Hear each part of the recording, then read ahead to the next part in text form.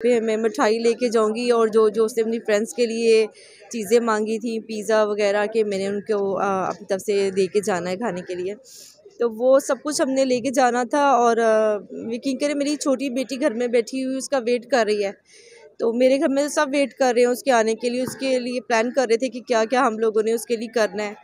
तो बहुत तकलीफ़ होती है, यकीन करें यहाँ पे आके। मतलब जो लोग अगवा करते हैं वो ऐसे वो आज़ाद फिर रहे हैं, सुकून से हैं, सुकून से सोते हैं, सुकून से उठते हैं। हम लोग इतने महीनों से अजियत में हैं, मेरी बच्ची तकलीफ़ में है और उसका कोई हिसाब किताब नहीं है। और वो आते हैं और डेट लेते हैं और चले जाते हैं। आज भी बड़े मज़े से गए थे, लंबी लंबी डेटें दें।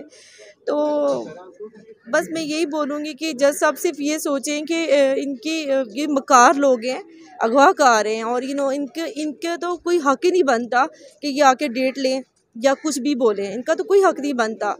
तो बस मेरी बच्ची को बस अब दे दें, अब सब्र ख़त्म हो गया है हमारा, कस्टडी उसकी दे दें, बस मैं यही बोलूँगी। तो मेरे नेबर्स कह रहे थे कि हमने गली में ढोल बजाना है और उन्होंने मुझसे ये वादा किया अगर तुम ढोल नहीं बजाने दोगी तो हम वो क्या होता है तचला वगैरह उसको हम बजाएंगे, हम नाचेंगे, हम ऐसा करेंगे।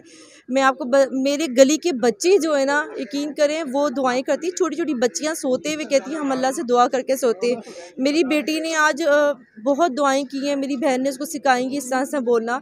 और वो सो नहीं रही थी कि मम्मा मैंने जाना है कोर्ट। मैंने कहा नहीं बेटे आपका काम नहीं है। अब वो घर में प्लान कर रहे हैं कि उसके लिए गिफ्ट लेने के लिए, घर को जैसे वो करते हैं सब कुछ वो कर रहे हैं। मेरी अम्मी वेट कर रही हैं, वो टीवी लगा के बैठी होंगी। और मैं आपको मतलब मेरे पास वर्ड्स नहीं है मैं जो यूज़ करूं। मतलब मैं आज पूरी मुझे यकीन था कि आज हमारी बच्ची हमें मिल जाएगी और मैं घर लेके जाऊंगी, लेकिन उन्होंने बहुत तकलीफ़ दी है, बहुत अजियत दी है।